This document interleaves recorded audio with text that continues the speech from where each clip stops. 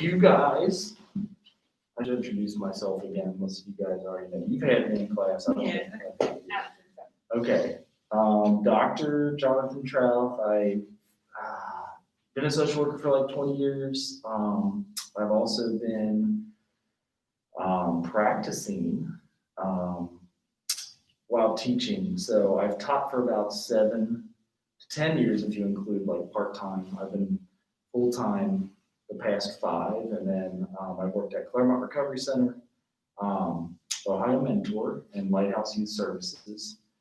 And then I started teaching full-time at NKU and Miami University 5 years ago. I've been here 2 years. So what else would there be? I still practice at a private practice, and then Crossroads Hospice. So there's 13 hospices in Cincinnati. You guys know what hospice is? Yeah. Okay. What's that like? It's definitely, people say it's like one of the best, most fulfilling jobs you can do. Wow, because it's like basically end of the life care. It You is. get paid a lot there? It is, I do PRN.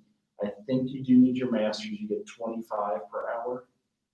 And some, like, I just do PRN, which is like I'm on call once a month from Saturday at 8 a.m. until Sunday at 8 a.m. So if I get called out, you would sit with somebody for at most 12 hours. And the rest of the month, you just kind of do your work from home? Right, yeah. I mean, so, because I'm full-time here, I only took, like a weekend position there. That's kind of what I want to do. Yeah, so there's like 13 hospices in the city of Cincinnati. I don't know how many Dayton has. I feel like they have 1 or 2. So, you guys already know we're accredited by CSWE. So that means when you graduate, you will qualify for a 1-year MSW, which I did not get because I got a psychology major. So you really want to. But you can't have a C in a social work class.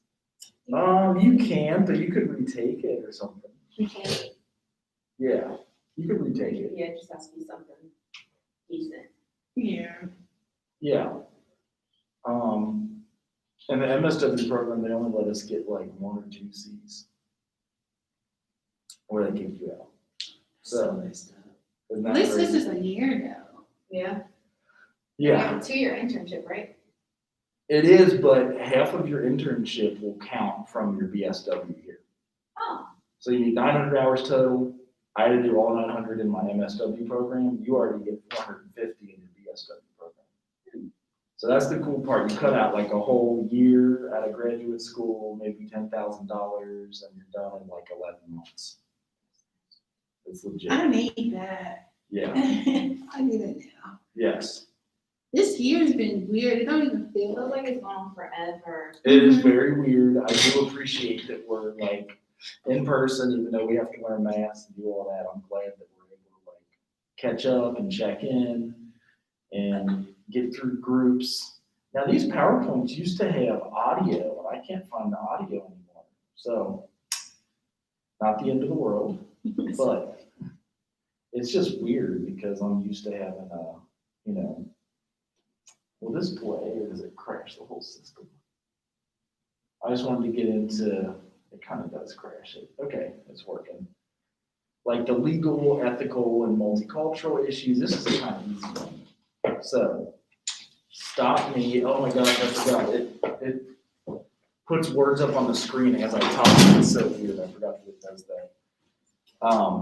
So the learning objective is to identify the legal and ethical considerations. First off, though, what do you all want to do for your internships? Because those will be coming up. Are you done yet, or have you applied, or do you know what you want to do? So I'll probably end up doing my internship at my job. Well, Oh yeah, where's your job? The Family Violence Prevention Center. Okay, So. I'm sorry, I totally skipped your introduction. I know that I've heard yours, but maybe she hasn't, so let's get into that too. My name's Scar. I'm technically a graduating senior, but I'm taking the spring off. What else do you know? What city you from? Where do you want to work? What do you want to do with your life? So I'm from Xenia. Okay. Literally right up the street.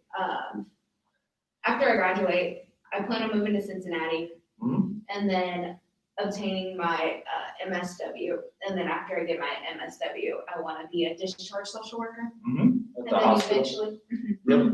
towards the very end of my career, I want to open my own group home. They make really good money at the hospitals. Now, did you want to do your MSW at Miami University, NKU, or UC? I was looking at online, Okay. so I was thinking, NKU is online now too. University of Louisville.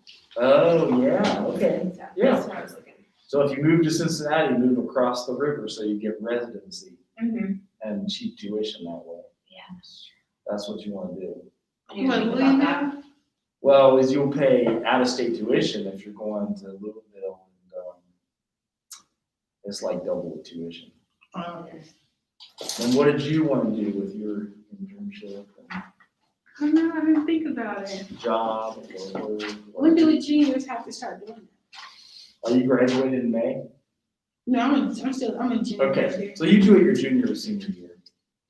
I want to do one, I just don't know how to go about it. Just email Dr. Ebony and see what placements they have or what she would recommend. You could do like juvenile probation, downtown Xenia. You could do like, she's got a lot of good ones. So,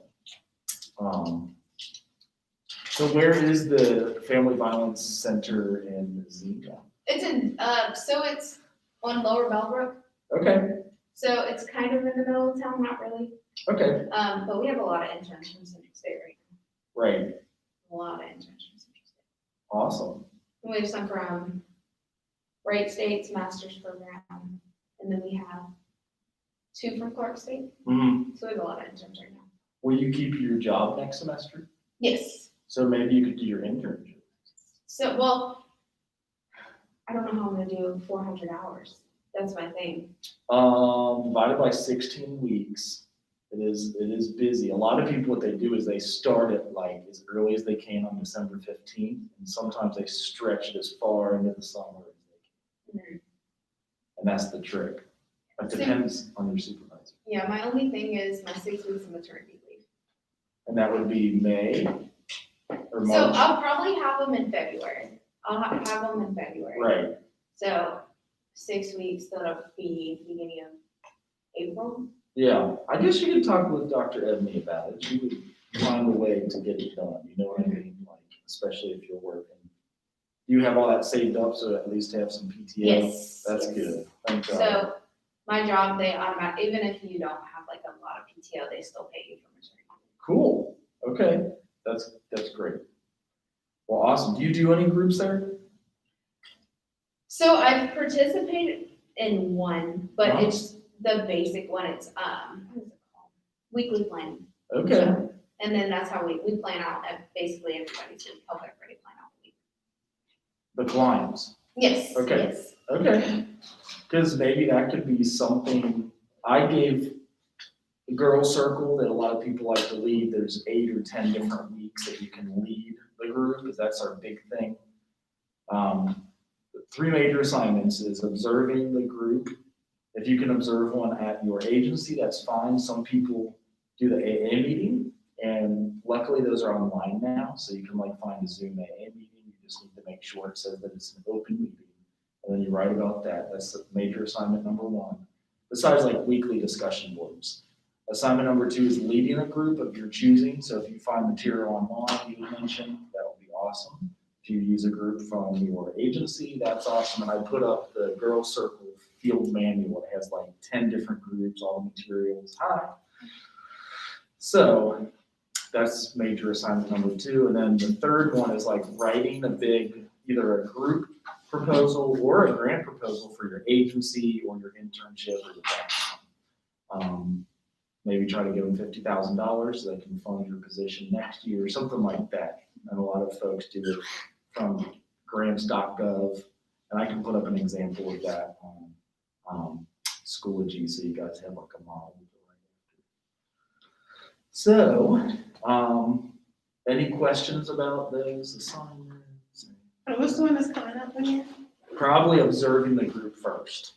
So you can go in person. I put an address in Xenia that they have live AA meetings, or you can find one online. I put up CincinnatiAA.org has like 100 Zoom meetings, as long as it says it's an open meeting. Closed meetings are only for like an alcoholic, if you identify as an alcoholic. That's due like 7-10 days from now. Then leading a group, you pick the date. We are done next month, believe it or not. That is so crazy. So you'll pick a date, and then the final paper is turning it online, as we're going to go online after Thanksgiving. So today, though, is kind of getting into the legal, ethical. It's so weird that it says everything. I guess it helps for like the video one, but so a lot of times in social work, you'll have the law here and then ethics over here. They don't always overlap, but there are some areas, you know, like where they would, like domestic violence maybe would be a good example. You know, ethically, you don't want to be aggressive towards someone, and legally, you can't hit anybody. I don't think you can make threats and complaints and things of that nature. You know, like that's probably like 5th degree assault or 6th degree assault if you're making violent threats to people. So we're going to try to get into the area where they overlap. Here is a cute picture. How are you doing? I'm good. How are you? Good. Did you come all the way from Dayton today? Yeah, and I was going to tell you that every time we have class, I might be around this time. Okay. That's the time. I feel like we had somebody last semester the exact same scenario. The only time it was hard is when we all set up to go see the AA meeting at that address I put in the Schoology. But we were able to wait and then get over there, and we all observed the meeting, and then there's that write up at the end of the syllabus you put in there. So that should be fine. So getting into the ethics part, so ethics are our suggested standards of conduct, is based on our professional values. I'm sure you guys have all downloaded our NISW code of ethics, because you have to for like the intro class, and for the rest of your life, if you're a social worker, that's what you'll be following. The big ones here are the autonomy, beneficence, non-malfeasance, justice, fidelity, and veracity. Some of those are big words I have to Google sometimes. But like beneficence is like looking for the good to serve your clients with, you know, to do good. Non-malfeasance is to do no harm, so you don't want to harm them in any way. And our code of ethics, it's created by organizations that set the standards. This is the Association of Group Practices. So if you are like following group practice, that's where those were taken from. So some major ethical issues that we have: training group of group leaders. Any agency you'll work at, you're going to get trained in a group that you have to lead. You know, they'll expect that you'll know how to run a group generically, but like the specific things that you're leading in the group, we're going to train you on. Like at Lighthouse, I was trained how to run a trauma group. The women who ran the Girls Circle group were also trained. Usually you shadow somebody, just like an internship, they'll show you how to lead it. So when you're forming the group, you'll have the screening of potential members, see if they're appropriate. Like in our trauma group, we had wanted to make sure they had all experienced a trauma, and more important, that they actually wanted to be in a trauma group. Because those that didn't want to be there and that like their counselor was just pushing them into the group, like, here, do this, they weren't a good fit, because they sometimes could like sabotage the group. Or like, as they were kids, they would like act out or like break stuff or like throw things. So you always consider the rights of group members. A big one is confidentiality. So everything, same confidentiality that in one-on-one counseling, we let people know that everything we share as a social worker and that they share with us is confidential, unless if they're a harm to self or harm to others. Those are the only times we like have to break confidentiality. And you also want to consider personal and dual relationships. So if you're making friends with them, a lot of ones that come up is like they'll try to friend you on Facebook. If they're an active client, you probably don't want to do that. Nobody's going to tell you what to do, but it's probably a good thing just not to do it, honestly. You'll be trained in the use of the group techniques, whatever the groups are. Alcoholics Anonymous is kind of like a group, an addictions group, but it's what's interesting about it is not run by an MSW or a BSW. Like they are sober members of Alcoholics Anonymous. That they have no president, nobody runs it. They just run the groups themselves. And it's either like an open discussion, or the lead group is where somebody tells their story of how they got sober. Sometimes your own values can get infused to the group, so you just want to be sure not to be too forceful because everyone has their own set of values. The records are where you're taking notes at the end, so I don't know if you guys do record keeping at your agency, but that's like a big deal. We kind of do, so we call it the daily shift log. Uh-huh. So we basically log everything that happens for the, like, each shift, so first, second, and third shift. Mhm. Somebody has to log something about, the clients, basically. Mhm. What do you do? I work at a domestic violence shelter. Oh, really? Is it confidential where it is? Yes. Right. Yes. Because it should be, and sometimes you'll have people creeping on the place trying to find them. Yeah, no, it's 100% confidential. That's good. Last one is closing and follow-up. So at Lighthouse, when we had a group, they were already our clients a lot of times, and they come in and do the 8-week trauma group or the girl circle. And then they still often are our clients when we finish. So there might be follow-up. Sometimes there's a survey of how you can make the group better, different ways that you can make sure that you're making it better. So now with the legal issues, so the law refers to a body of agreed upon rules of a society set forth basic principles for living together as a group. So the overlap between legal and ethical issues certainly does happen. I mean, we even have like community, state, and national standards. And you can often find those in like your NASW Code of Ethics or on CSWE. Now with legal action, like if you're going to get sued for breaching somebody's confidentiality, the best key to that is prevention. So training your social workers. When we're students, we study well, like how do we keep things confidential? How do we be sure to not share information that needs to be confidential? So summary on this one is that ethics are suggested standards of conduct based on a set of professional values, autonomy, the 5 were listed, beneficence, non-malfeasance, justice, fidelity, and veracity. The law, however, is a body of rules recognized by state or community as binding on its members. So you'll deal with both of those at your agency, you know what I mean? Like when I worked at Claremont Recovery Center,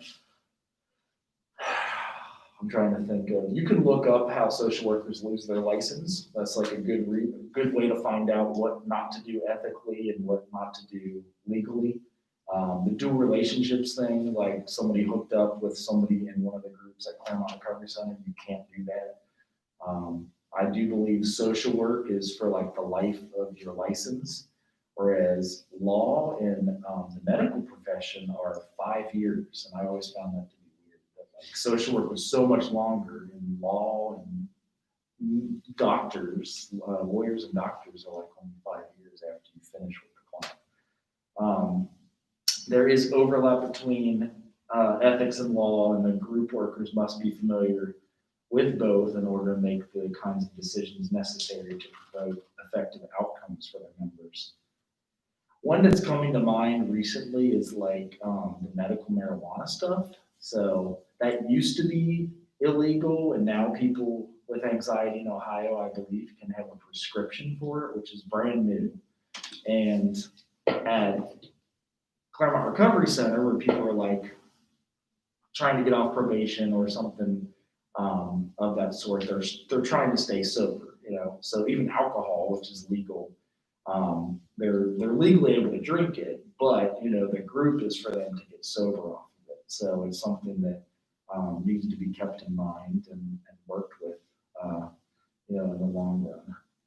You can download all these at Schoology. So like if you wanted to go back and check some of the references, there's the professional standards for training of group workers. There's the Association for Specialists in Group Work. You can do some best practice guidelines. you've got the ACA Code of Ethics, or NASW Code of Ethics, and then Ohio Counselor, Social Worker, and Marriage and Family Therapist rules. So, I don't know if clicking on this works. Let's see. I'm curious. Watch it be a page not found. See, it's a page not found. Of course. Or, that's how often they update. Hey, at least this one works. So, ACA Code of Ethics, that's the American Counselors Association. That's something you guys can do, but again, if you get your BSW, you want to get an MSW. Counseling will take you 2 years or 60 credit hours. If you have a BSW, I took 65 credit hours for my MSW, but with the BSW, it's like 34. So you cut out 30 credit hours that you have to pay for when you're in school, which is great. So when you go to, grad school, do people live on campus? Or you don't, you gotta like get an apartment? When I went to University of Kentucky, this was just my experience. I did buy school housing, which was weird, because I paid for it on a credit card back then. They swiped a credit card. It was so Oh, weird. that's cool. Isn't that crazy? I got all these free plane tickets, paying rent. I was like, what the heck? I could pay rent. But I was on campus housing for graduate. It's called graduate student housing. So some of them have like graduate student housing. It might be cheap. Right. So you can do whatever, you can be a commuter, you can be a full-time student, you can be a GA. There's still RAs that are GAs as a graduate assistant and a resident assistant at UC. Oh, so I wonder, like, since I'm a resident advisor at this school, Mhm. what can I do something like that? Like, You could apply and say, I have experience doing this. And they'll be like, cool, you're the one for the job. You know how to do it. You know how to smell out them rooms, or they're like, got blow tubes in the corner.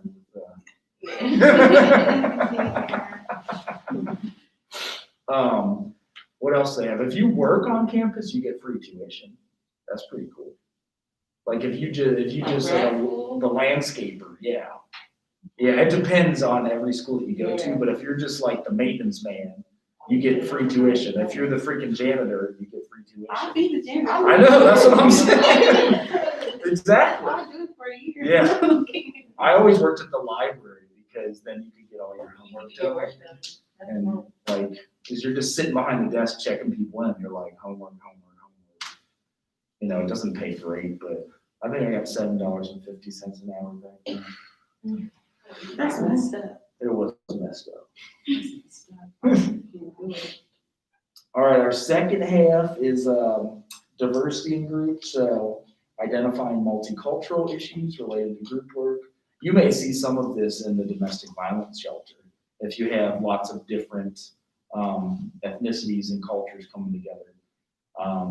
Here we want to assess our own awareness and understanding of cultural values and competence and comfort for multicultural considerations in group work. Because, in Cincinnati, even I'd imagine even in Xenia, a lot of major cities nowadays, we have populations of everybody you can imagine.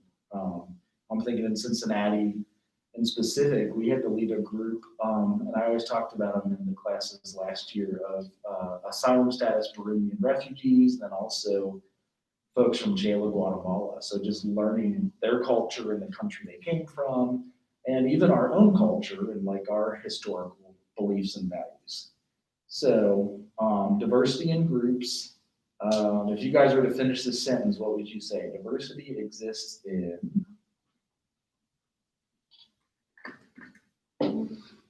Schools, workplaces, the world. Does this, okay, does it? Oh, yeah. Yep. it's good, Orientation. Mm-hmm, Yeah, that's a good one. mm-hmm. Yep. This is a big one too, especially if it is maybe a domestic violence shelter or a group in Alcoholics Anonymous. You'll see people from the richest of the rich and the poorest of the poor, like court order. And then domestic violence can happen with the richest person on like, I'm just thinking of the cases in the news of like a football, basketball, or baseball player. Like when the Reds traded Aroldis Chapman to the Yankees, we were trying to trade him real fast because he had just been found guilty of hitting his wife So the Reds are trying to get rid of him to the Yankees because I knew nobody, illegal issues come with that. It also sexual orientation, religion, ableism, and that was one that was unique What's that? because we don't talk about that as much. So any types of, in 1990, we passed what was called the Americans with Disabilities Act. So that's why we have all the ramps and the doors that open with the push button. If you're public and you don't have those, you can get shut down. I was telling somebody about that too, because we had, the elevator wasn't working. I was like, and we have somebody that was crippled. Oh, yeah. Trying to get up the steps. I'm like, now y'all know we're gonna have to get this elevator fixed. Right, yeah. Yeah, that's definitely a mess. So they got even chairlift on the steps or something. Yeah, so things that you'll consider in groups, all of these things will potentially come up. So having our own understanding, is that the last one? More is the last one. So when working effectively with diverse populations, so defining and acknowledging culture. When we did our women's group at St. Leo's, we have a food pantry at St. Leo's off Hopple Street exit in Cincinnati. When we started getting a lot of asylum status refugees, we really wanted to acknowledge like the hometown foods. I say hometown, I should say home country foods that they ate. Even their aversion to counseling, because like they always saw that like God will take care of everything. You don't go to a counselor. Like letting them know it's okay that God works through people and social workers too. It's okay to go to counseling, but kind of working with those beliefs that are deep into, belief systems and cultures and whatnot. And also considering modification of theory and technique, and developing your group theories and techniques. And again, as I mentioned, when you go to an agency, if you have to lead a group, they usually train you on how to lead that group and what theory they're using, what they're coming from. If it's ecological theory or social learning theory, and then the techniques, if they use like reality therapy, where they just like get real with the people and hold them accountable. It depends, that's different on each agency. So when defining and acknowledging culture, you want to look at the definition. Culture encompasses the values, beliefs, and behaviors shared by a group of people. Broadly defined, culture takes into consideration demographic variables like age, gender, and residence, also status variables like social, educational, and economic, and then also affiliations like formal and informal, if that's religion, as I mentioned. Diversity competent group counselors, when you're leading these groups, you want to be able to explore the impact of cultural factors on all of their clients and all aspects of their lives. It's a tall order. It's like it expects a lot from us, but really keeping a close eye on our code of ethics and making sure that we're just staying accountable in every way that we can. They are diversity competent in the areas of beliefs, attitudes, knowledge, and skills. These are the famous group people. They're kind of funny because it's like mom, dad, and cousin. They all publish together. I was just about to ask, why is it separated like that? They're the famous group work people. Like if you typed into YouTube, Corey, you'll see some of the stuff that he does. He's like famous. Like people like drool over him when they see him at a conference. Like, oh my gosh, that's Dr. Corey. Like Renee Brown? Yeah. So like it would be. Let's see if I can find you one. Corey group session video. Like how to run groups is always like a big ordeal. And also, Yalone was another big counselor, like learning how to run a group. So if you want to, get some of your training from these videos, they've got all kinds of old school ones that are from way back when. Irving Yalone, he's kind of the famous one. This is just 4 minutes, so we'll jump on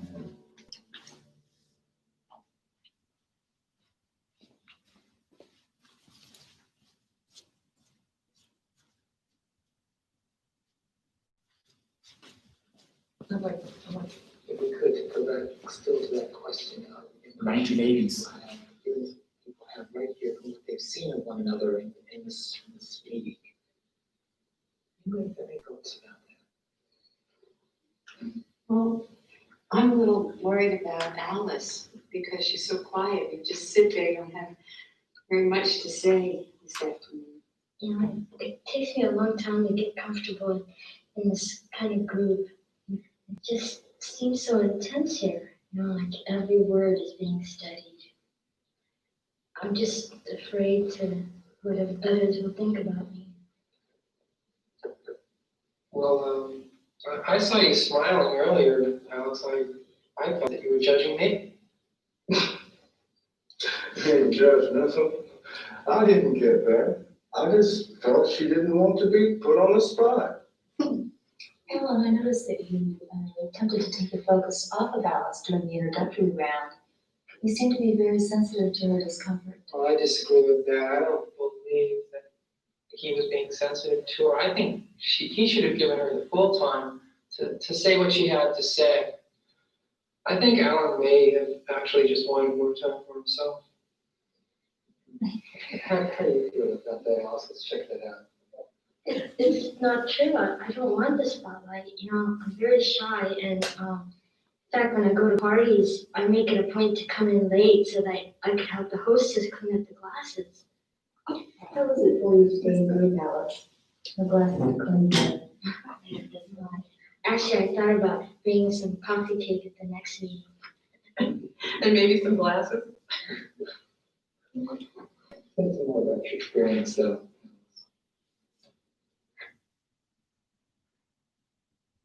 The stuff from the 80s is the most interesting. Interrupt you for a minute. I think something really important happened here just a couple of minutes ago. I want to just focus on just a second. I'm really interested, Bob, in what you just said about your own gay experience when you were younger.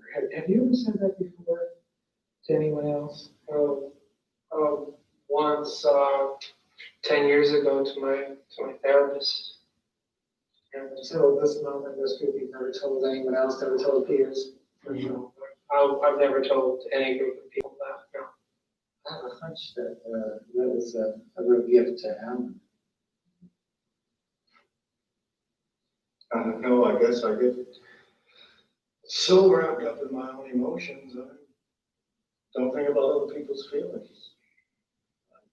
I guess that's what Betty meant when she told me about it a couple of weeks ago.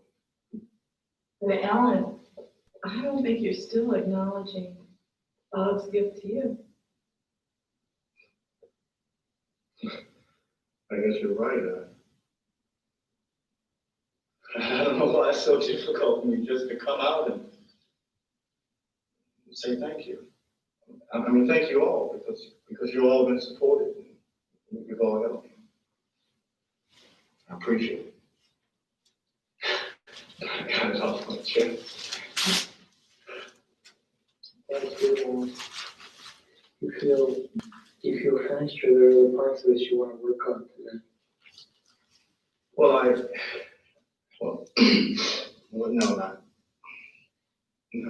not today. It's a pleasure. I'm sorry, gotten lost. I know that one. So with leading adult groups, that's one thing I was just going to put in there. I feel like It's it's over the place. Kind of, but it's like, it's not, and it is, but it's like every person has something to say after the next person. So I don't know if that's a good thing or bad thing, but I don't want to say a good thing, because like everybody was, I guess, paying attention to each other.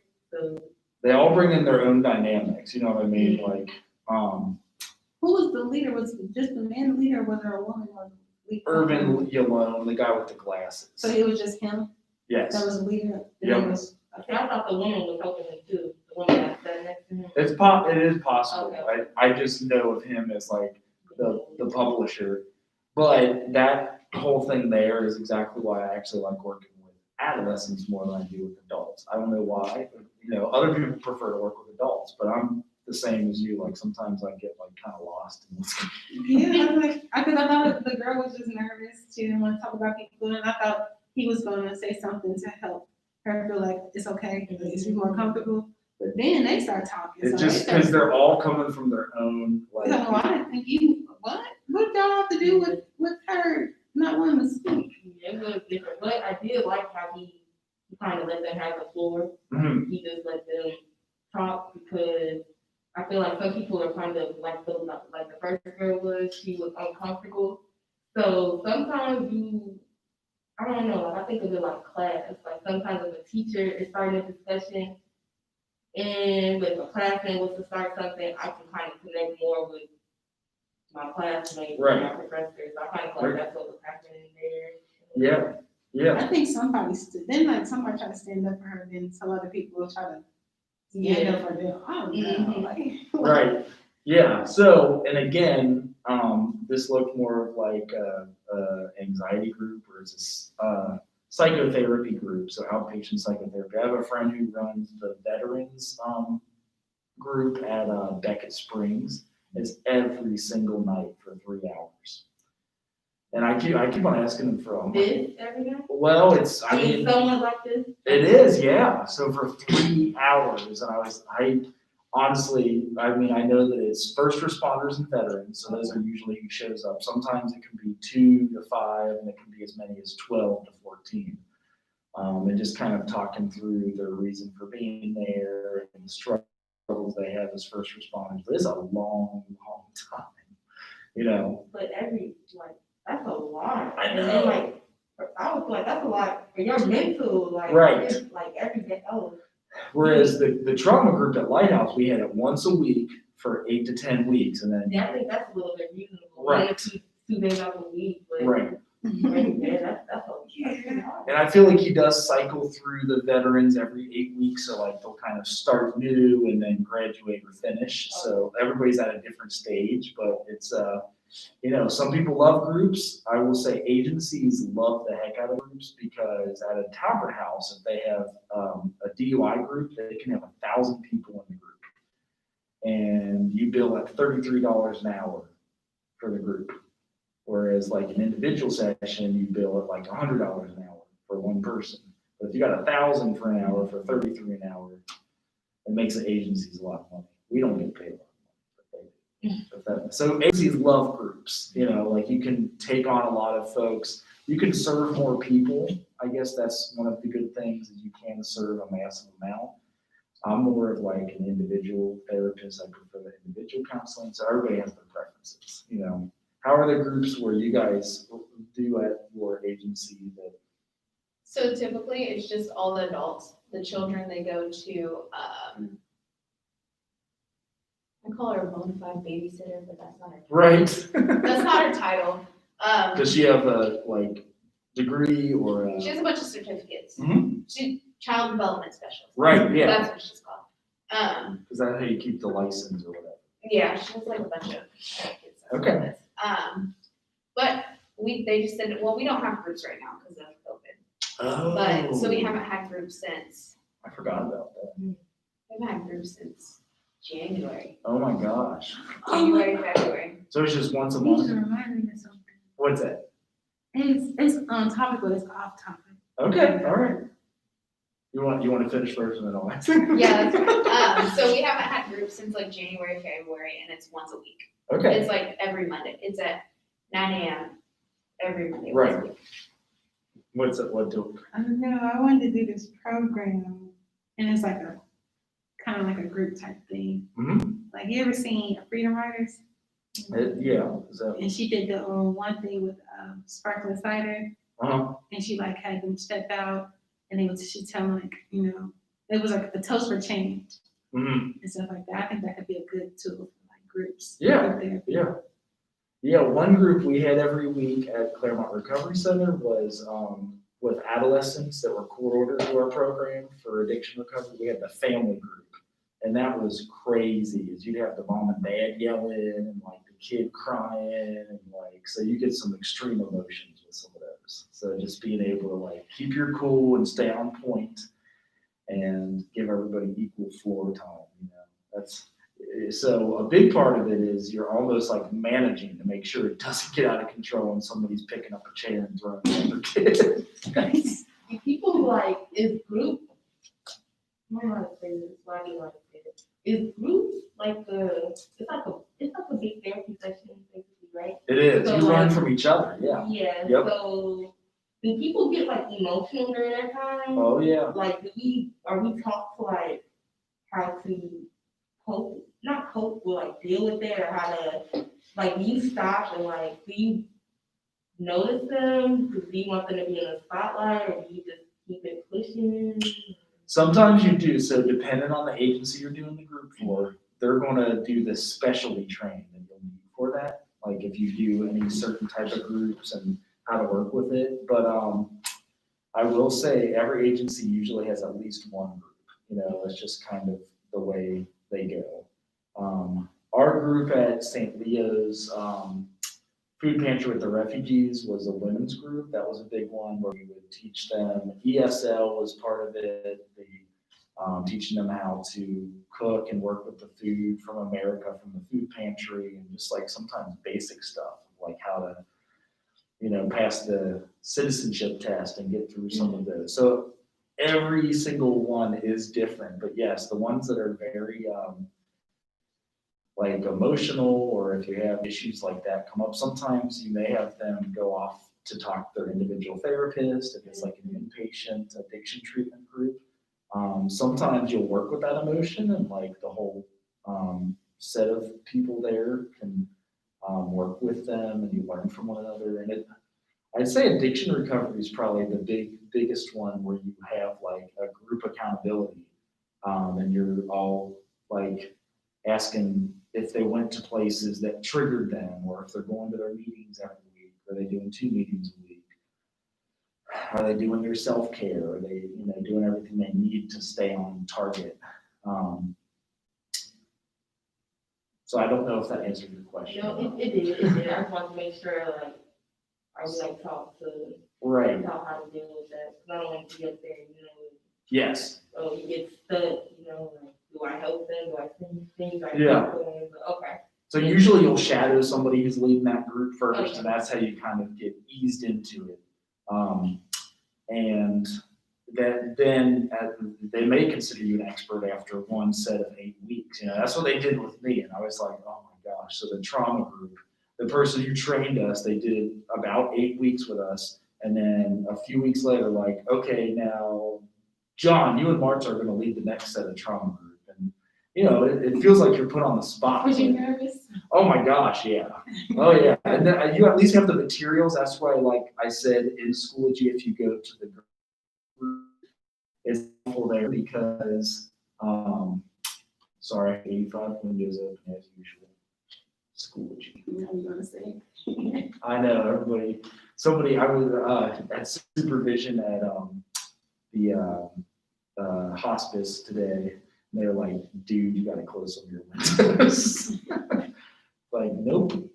So the girls circle, the reason I like this one, and this is also a continuation of it, it gives you everything you need from top to bottom to run the group. And that's kind of a big deal, you know. When you go through this, it has like the week by week, you know, the different activities and the themes of the week. It also has the things that you'll need to lead the group.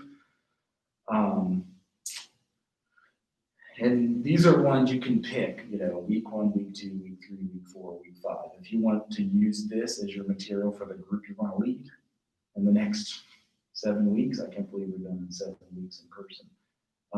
And it tells you everything. So if you go to, you know, the format, opening ritual, theme introduction, check-in. A lot of times, a lot of groups have like your week's high and your week's low. Everybody shares that. The activity. So a lot of times there's a verbal activity. If I download it, will it be bigger for you guys? So you can see. I got to start over. Page 9. Let's go to page 9. And then sharing of activity, and then a closing ritual. And I like that it'll tell you if you have artwork or like a theme, yeah, like poster and markers for week 1, assortment of colorful beads, journal for each girl, plastic baggies for beads, creating group guidelines, commonalities, bead game. So when starting a group, sometimes you will get input from folks what the rules should be. Like when you have like a stick to pass around so people don't talk over each other. You can only talk when you have the stick. You know, you all decide your own rules of engagement, like how you do it. I love this because it's a 100-page manual of like 10 groups that you can lead and like work with teenagers. I know it's girls circle, but you can adapt it for guys too, if that makes sense. So I put that in there for you guys for a download. What else? But yeah, so these are, I had last week of September, like we were going to be in person, and I feel like they pushed us back as far as they could to get us in person, like barely in September, 4 weeks in October, and maybe 3 in November. So, if anybody wants to lead one of those as soon as you'd like or as soon as you're ready. While we're on this topic, do you mind going over that? Sure. I think they were supposed to use that to go by. They're supposed to use that as our name. You don't have to, but But that's that's an like, option that we could use. because he wanted to pick something off the internet. That's why he's like, there's you can Google like psychotherapy groups. Okay. But go on, yeah. So like, how do you find your topic? The topic in here. Like, yeah, how do you find your topic for your group? Oh, if you're creating your very own group, you're saying? Or are they on there? They are, yeah. Can you just show me where? I'm a little confused. Yeah, here's the 10 weeks. So, the theme is connecting with each other. Week 1, that would be the topic. Week 2, labels. It's this side. Oh. 3 is expressing myself. 4 is accepting all different parts of myself. 5 is And those are what we would be going off of. So let's say I'm doing expressing myself. That would be my topic for my group, and then I would like, this wouldn't be what I would say, but basically I would have them like talk about, I guess, how they express themselves, but that's kind of how it would go. That would be my topic. exactly. Oh. It will, if you go to week 1, which we can do that, connecting with each other. A lot of people's favorites are romantic relationship, what is it worth to you? And also girl fights or girlfriends. That was like a big favorite topic last year. And then wholeness and completion, you know, just like. Oh, okay. I get it. But then when you go to this, is this week 1? Yeah, here's week 1. Here's the activity. Making your group guidelines, commonalities, beat theme, materials are a poster and markers for group guidelines. Journal for each girl. So you're like giving people, you're going to journal the next 8 weeks. You know, that's a big part. Purpose is to help the girls become more aware of the relationships to themselves and others. To have girls express themselves with each other in the group, to facilitate the experience of empathy and commonalities of each other. Facilitator, this is for you. So have a journal for each girl for 10 weeks. It can be a simple wire-bound notebook, prepare the beads in plastic baggies, and do the commonalities bead game. So here's an open ritual. Choose a ritual that will mark maybe ringing a bell or like the Om meditation bell. Have you seen those before? You know what I'm talking about.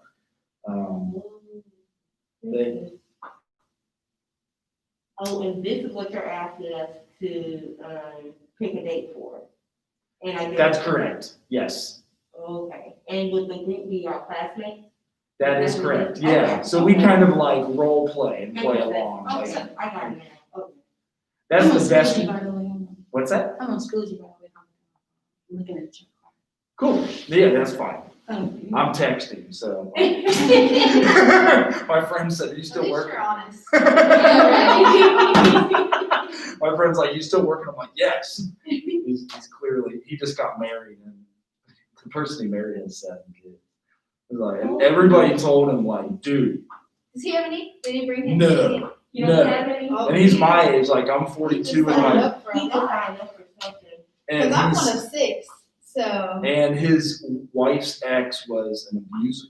So she's got like for real trauma associated with everything. And all the kids are from this dude. So like, I swear he like calls every day, just kind of talking through stuff. I'm like, That's so hard. How long have you been married?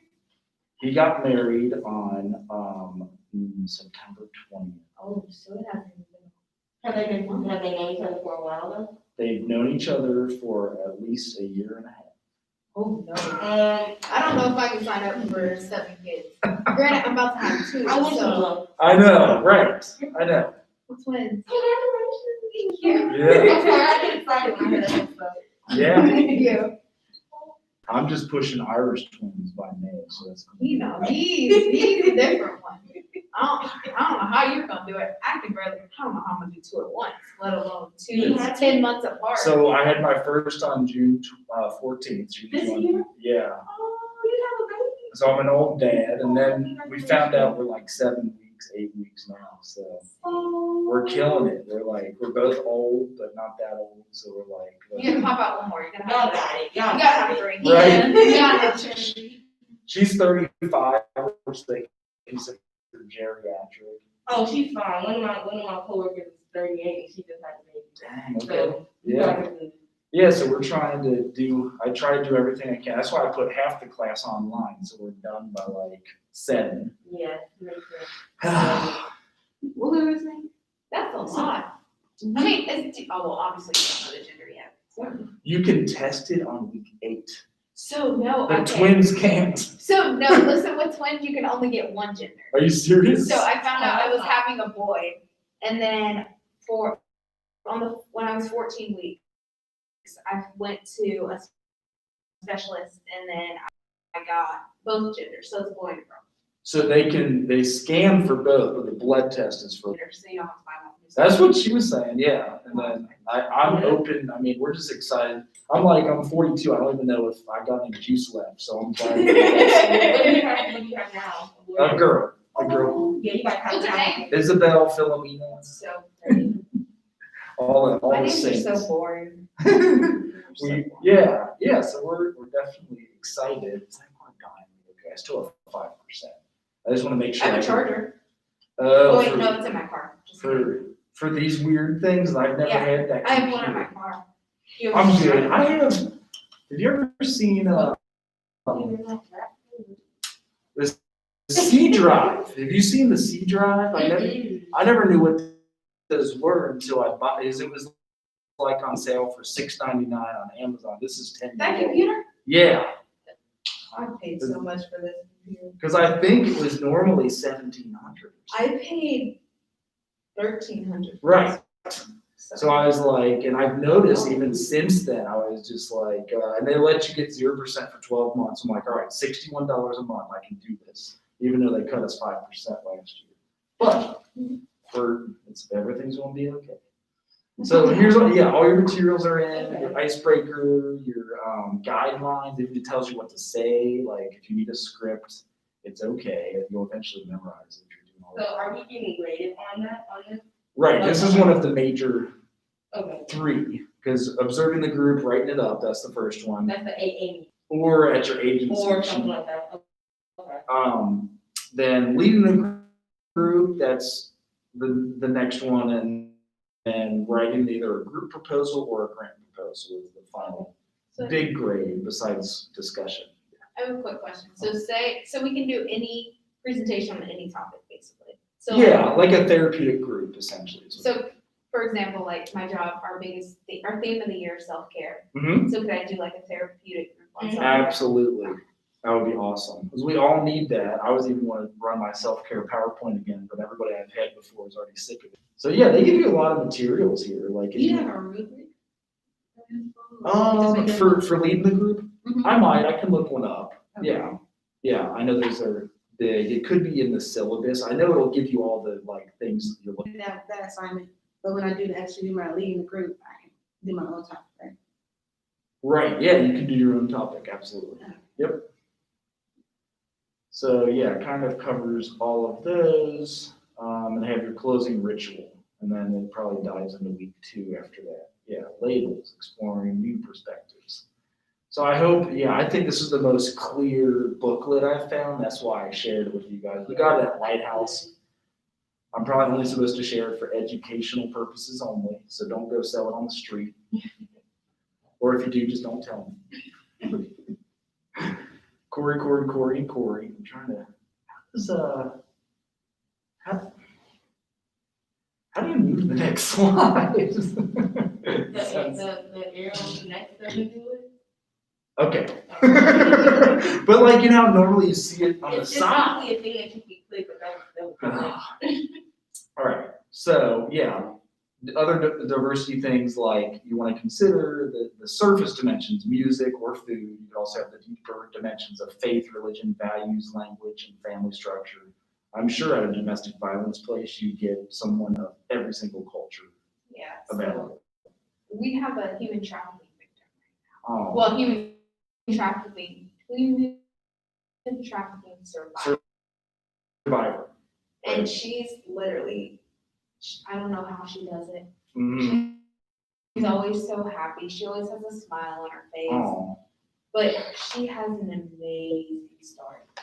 Like, Really? it was so hard when she was telling her story for me not to cry. yeah, I But she was know. telling her story. It was, Yeah. I don't know. So she found having trust with you, like she must have trusted you with. Yes. And then on Monday, she was 1 year sober. Seriously? Yep. So how old is she? I wanna say she's about maybe 29. Okay, cool. That's like, oh gosh. I have some stuff, well, we did that in the HBSE class. It's some of the material about a hotbed for that, which is so sad. It's just a center, and you can get to Canada in 4 hours, and you go down to Florida and go to New York and even the mountains. Like, it's just crazy. So visible ones are like race and gender. Invisible would be ethnicity, sexual orientation, social class, like socioeconomic status. Unless if you're wearing a lot of bling, I guess. You got like, you know. But even then, you never know. Maybe you're poor, but you just got a lot of bling. It happens. Here's another 1980s group for you guys. If you're able to go into that on your own time, we'll still finish on time if that works for you guys. So this is a scenario for, it might not even work though, maybe I should check if it still works, because we made these at UC in graduate school. But just like a diversity situation and some of the things that come up. So as a counselor, just knowing how to be sensitive to that and having a lot of empathy and like patience on it. So working effectively with diverse populations, defining and acknowledging culture, we already went through modification of theory and technique, and then finally developing group theory and techniques, and that'll depend on your agency. Sometimes myth busting, so discussing differences, like just being open about it. Homogeneity in groups, sometimes like they're all there for the same reason, but you're coming in with your own different backgrounds. Acknowledging the role of differences in task and even some psychoeducational groups.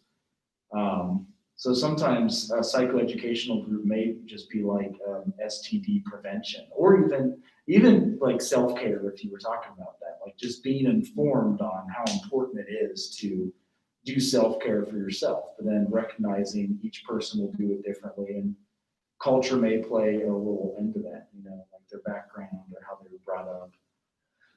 Or even some of the illnesses we're predisposed to for like our culture, you know what I mean? Like I have German-Irish background, so we're definitely predisposed to alcoholism. Like that's just, everything you do is drinking. Like it's a wedding, you're drinking. If it's a funeral, you're drinking. If it's like a Sunday, you're drinking. If it's like a church festival, you know, like drinking is a big part.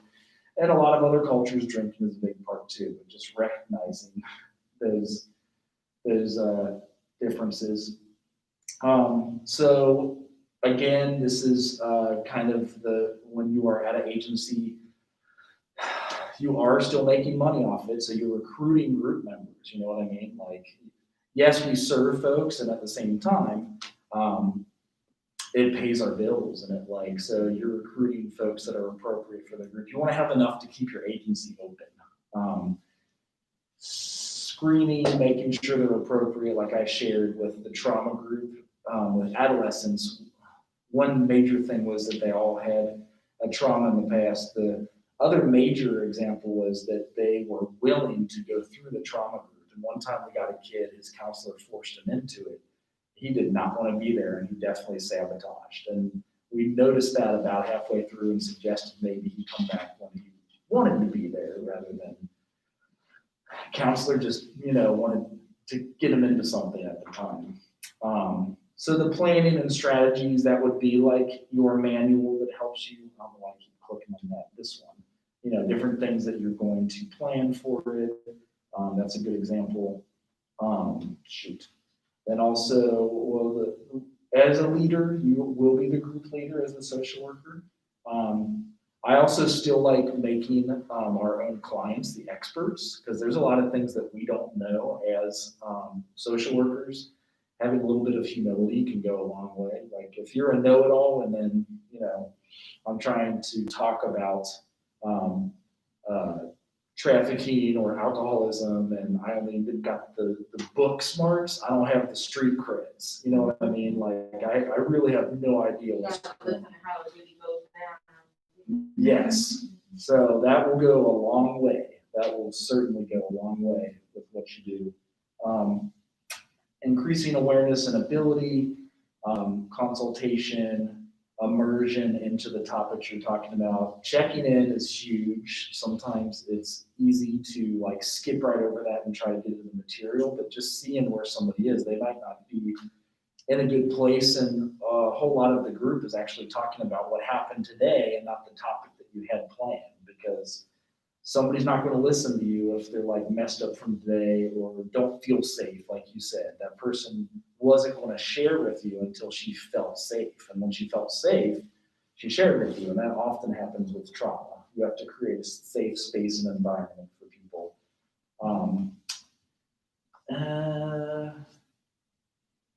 Other aspects of culture, so I shared like German, Irish, the substance use is a part of culture, if that's a piece. We did create this group's class specifically for substance use and abuse, so it does have the themes of substance use. The setting, making sure you don't want to have like a AA meeting at a bar, although I have heard of an AA meeting at a bar, but it just was in the morning when the bar was closed. So setting's important, or Why did they do that? Was that to kind of like have the person like talk about, like, because if they're in something, I don't know. I think the dude who owned the bar got sober and he just offered his place up for, Okay. but it was very, But I kind very, of like that would kind of trigger something. well, yeah, because you got like whiskey bottles right there. So if you're like newly sober or got the jitters or something, like that could mess you up. But some people might do it because that might push them to like not go back to that. I don't know. Right. Yeah. So thinking about that practical stuff, therapy groups may involve clashes of culture or subculture. Like I said, everybody's going to bring their own unique perspective. Like it just is what it is. And instead of like hiding from it or being shielded from it, just being open about it and talking about the differences, that can make all the difference in the world. This is the guy who led the group that we watched that was so weird. Yalom. Interpersonal learning, Yalom published on this stuff a lot in the 80s and 90s, is the process through which group members learn to accept that not everyone in the group holds the same set of assumptions, beliefs, customs, roles, norms, and habits. With the election coming up, you'll have all kinds of people talking politics and get a side fight going on about politics. That's the last place you want to go. It's just not therapeutic. Everybody has their own setup there too. You can encourage them all to vote. It's our democratic right and responsibility, but vote how you would like to vote. Therapists must prepare for their work by enhancing their own awareness of possible dynamics associated with culture and develop a sensitivity to address them. A lot of times that's your supervisor will get you ready for stuff that could come up. If you have a good supervisor, you could also have a crappy supervisor that just says, here's the book and I'm going to do it. It's about 50-50. If you get a bad one, right, are you talking about like the supervision? Like if you get a bad one, can you like trade it in for another one? You're probably going to have to trade agencies and go Oh, somewhere wow. else. I mean, it just happens. Like it sucks, but it does make all the difference in the world when you have a good supervisor. So they got doctor or something. Do they have a doctorate, are you saying? Nope. Usually, so MSW is a terminal degree. It's considered, you don't need anything after your MSW. You can get your independent license and Really? supervision, This yeah. whole time I thought, you did a PhD. No, that's, you can get You it. can get it, but it's, the MSW is kind of like, It's a terminal degree. You will get hooded, and that's how you know it's a terminal degree. Like in a doctorate program, they put a hood over you when you graduate. With an MSW or MA in counseling, because it's a terminal degree, you get hooded. Like you have all your colors and all, you know, the fancy stuff that they said that in the old days, students put money in that thing back there, like when the professors walk by. I don't know how true that is, but it's kind of funny. It's like a little basket for money. So you can have an MSW and not your license? You can have an MSW and not get a license. I did that, and an agency paid me $25,000 a year for not having my license. When I got my license, they gave me a 35% raise. Yep. So the license is where you bill Medicaid and federal systems, and you get access to a lot more billing possibilities. So when you got both, it's dangerous. It's good to have both, yeah. MSW, LSW. You can't, there are a lot of people that don't do it, and the test isn't so easy that everybody passes. So sometimes some people just have MSW, and that's okay. But you can retake the test and study harder. So like I would say never give up. Like if you, all you need is a 70, you pass the test. If you got a 70, nobody needs to know your score. So I'll give you guys some study materials because I might have already uploaded some, like I've things seen to some in here. prepare, because I always like just thinking about how you want to prepare for that test. All right, last 5 minutes. Examining one's own cultural background in terms of assumptions, belief, customs, rules, norms, and habits is the first step of the process. Like even when I interviewed here at first, I remember Dr. Ebony like, so you know this is the HBCU? I'm like, yes, I know it's the HBCU. And she's like, so what do you, like in a nice way, what do you have to bring? I'm like, why? I grew up always in diverse neighborhoods, went to Purcell Marion High School, which in Cincinnati is a very diverse school. And like, it's always been a part of my life. So I You don't, the person? yeah. I heard about that school. That's a good school. Really? Yeah, so I don't really think of it that way, but I know that other people, that's how we think is in black and white. And like, I'm like, that's just kind of how I grew up. Like I was born in Kennedy Heights. I grew up in Pleasant Ridge. And I don't really, but that was the question, like, what am I bringing to it? Like, am I bringing like my own prejudice and my own background and things? And, and the way we were brought up, we could easily not knowing it. We all have our own prejudices and beliefs. It's just totally normal, but just working with that so that, you find ways to not do harm to your clients. Like that's the most important thing you can do, to be sure that malfeasance. But beneficence, I can never say, and then malfeasance, like do no harm and then serve and help your clients in the best way possible. Like that's the point of it. Uh-oh, is that the end? Did I mess it up? Oh, that's the end. Any questions?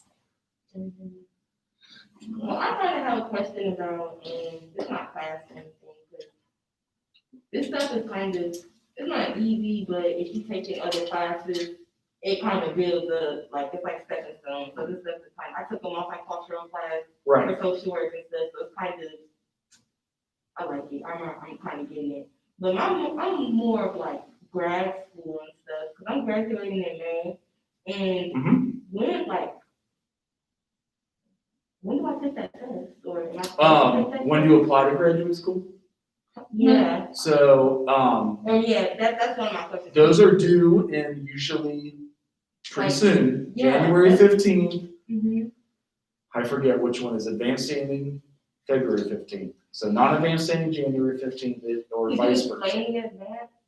So advanced standing is when you go to a school like we are, you have above a 3.2-ish. You still can get in if you argue your case that I was like partying a lot as a freshman, then I got serious. Now I got a 3.1. Because the degree starts May and ends in like April, or starts in June, and you go through the summer and you get your whole degree done in 11 months. You got a master's, a terminal degree, and an independent license after that. So you'll be applying, I would, you You would can have your not, master's in a year? yes, That's what it is. because we have a fully accredited program at Central State University. And my GPA has to be like the Ideally, it should be a 3.0. Oh. They're all different. They're all different. Now, if you get like a 3.3, they'll give you some money. And if you got like a 3.5, they'll be like, dude, come here, we'll pay you and give you a house to live in. So it all depends. And maybe with coronavirus, that's changed, but I feel like it's still very similar. Okay. You don't have to take the GRE at some of them, like NKU locally, Miami, Middletown, Wright State, possibly UC. With coronavirus, a lot of them, you don't have to take the GRE. You just go onto their website, like Okay. uc.edu or nku.edu, and look at their standards. Did I answer your Yeah, question? you did. And then what about for the licensure? You So can once take it once I graduate in May, am I January. supposed to, oh, so you take that before you graduate? You can take it as soon as your last semester in your degree program. Oh. well- You don't have to. I mean, I didn't get my license for a few years because I always was afraid of taking the test. I took that job for $24,000 a year, and some dude's like, if you get your license, we'll pay you $36,000 a year. I'm like, Okay. I'm taking it. So that's what I was kind of asking. So it's not really like it's a rush, but it's kind of like your own pace too, kind of, sort of. Yeah, because if you took it in January and say you did have to retake it, not the end of the world. It is a few $100s, but you can retake it 3 months later. So you still could get it before you graduate. If you like, you know what I mean? Oh, So- it's just, I get it. So they want you to get it before you graduate. So once you graduate, you can hop into, I'm guessing, jobs and stuff like that. Absolutely. Okay. Absolutely. Yeah, because there are jobs that will hire you contingent on getting that license. So if you never get the license, it's kind of a big deal. Yeah, okay. I was just confused on when to actually start doing that, that's all. Right. You can take it as soon as January, unless if this has changed. This is for about 10 years I've been teaching. That's been the same experiences. You Okay. take it your last semester.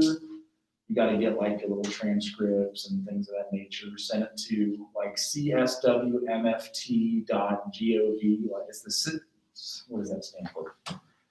It's okay. Marriage and family therapy, counselor, social worker. Yeah, counselor, social worker, marriage and family therapy in the state of Ohio is Columbus. Oh, and then isn't it for like each state, like it doesn't change? So like I was to go back home to Illinois, Mhm. would it be best if I was to take it back at home if that's what I was planning on to do? You can take it here, but it's all the same test. You just contact the state board in Oh, and Illinois. it'll transfer? Yes, Oh, okay. yes, yep. Oh, I was like, Now, the tricky part of the transfer is when you're halfway done with your independent license supervision and say you move from Ohio to Kentucky, that's when you're in trouble. When you're starting out, it's not a problem. But when you're like halfway through MSW to get an LISW, you need 150 hours of supervision and 4,000 hours at a workplace, which is 2 years of work. Mm. But if you like move to Kentucky, you have to start that over again, as you did half of it in Ohio. When you're starting, not a problem. It's if you move around a lot, that's where it gets Okay. tricky. Okay. Thank you. Yeah. what's your office hours? I always say, I don't remember why, like Tuesday, Thursday, probably because it's right before class. So Right. yeah, I'm around here every day except Tuesday. So if you just email me, like anytime. Okay. But yeah, I'm here Thursday beforehand, like I was here at 2 today. You say 2 to 3 on me. That's just in case I Do have I? any questions. Oh, sweet, so I actually got it right. Yeah, you said Tuesday, Thursday, 2 to 3. Do you know Miss Mc? Do you know who Nikita Jackson is? I think I do, yeah. Who is she? Doesn't she, is she from Central State University? I don't know. She's my she was teacher UC. for general practice 1. I don't know. That's probably, okay, that's probably how I know her. She's an adjunct here. Adjunct. How do you spell it? I think it's 2 Ks. NIKKET. ITA, I think. But yeah, she's an adjunct here. Okay. Where does she? So she doesn't have office hours here. You could probably set an appointment though, like you're supposed to. Do adjuncts have offices? I know at one point, it's like some being some don't. always joke that when I was an adjunct that it's the picnic table outside. It was like covered in snow one day. I'm like, yep, there's my office. They're like, So honestly, I only know you, Dr. Ebony, and Dr. Allen. Well, we're the only Everybody Y'all full-time, are really the main one. we're the only full-time professors now. The rest are adjuncts. Yeah, I don't know them. I don't like them. Yeah, I'm sure they're good people. Here, let me stop this before. y'all- No,